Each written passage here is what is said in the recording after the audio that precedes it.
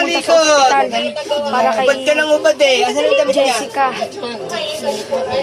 Jasmine, ako na ulit to. Gumaling na ako sa ospital. Ako na ba talaga yan? Sure ka? Baka mamaya panaginip ko lang to. Ikaw ba talaga yan? Gumaling ka na, nakakalakad ka kagad. Mga magaling na nga ako. Hindi ka ba naniniwala sa akin, ha?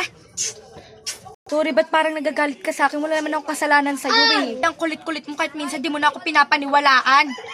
Ano ba kasalanan ko sa'yo, ha? Di kita inaaway, di ba close na tayo, Jessica? Sabi mo wala na tayong iwan ng magkaibigan tayo, di ba? Hindi na tayo magkaibigan dahil pinagmumukha mo ako sa tanga. Ano ba kasalanan ko sa'yo para saktan mo ko, ha? Ano ba, ha? Wala akong kasalanan sa'yo, please. Dok, ano po ba nangyayari sa kanya? Ipasok niyo muna po siya sa ospital. Awan niyo ako, hindi ako baliw. Mas baliw yung babaeng yan. Tatanda mo, hindi pa tayo tapos. Magtataka po ako sa aking kaibigan. Hindi ko naman po inaaway yung kaibigan ko na si Jessica. Mag-close na po kami. Ba't po ganun parang may kakaiba po nangyari sa kanya? Wala po ba kayong pinaim sa kanyang gamot na pangpabaliw? Baka po mamaya nababaliw na po yung kaibigan ko. Toko, hindi ako baliw. Nagda ka sa akin. Kakainis ka? Inaaway mo na naman ba ako? Hindi ko po ba siya dalawin sa ospital niya? Kakamustahin ko lang po si Jessica. Baka mamaya po may napainom po kayong gamot na pangpabaliw.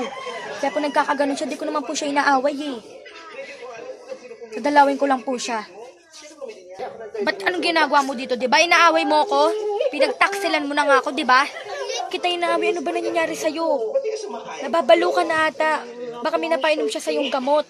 Hindi nga ako baliw, diba? Di ka nakakaintindi. Galit ako sa'yo dahil inaaway mo na naman ako. Masakit yung ulo ko. Tulong! Ay! Tulungan niyo po nangyayari sa kaibigan ko.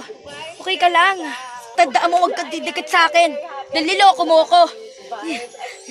Di na ulit tayo magkaibigan. Hi po guys. Ako nga po pala guys si Jasmine. I-share nyo lang po at i-like nyo po guys kung ano po nangyari sa kaibigan ko.